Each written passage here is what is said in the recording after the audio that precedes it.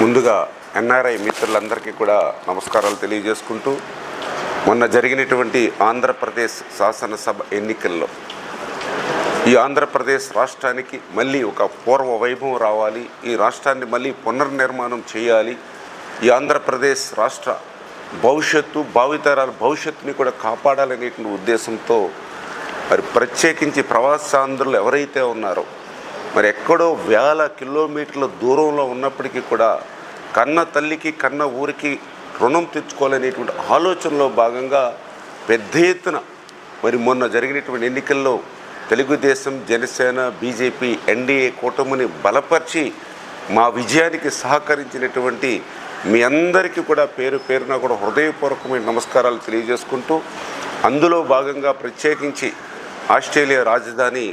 క్యాన్బెరాలో జరుగుతున్నటువంటి ఈ యొక్క విజయోత్సవ సభలో పాల్గొంటున్నటువంటి నా తెలుగు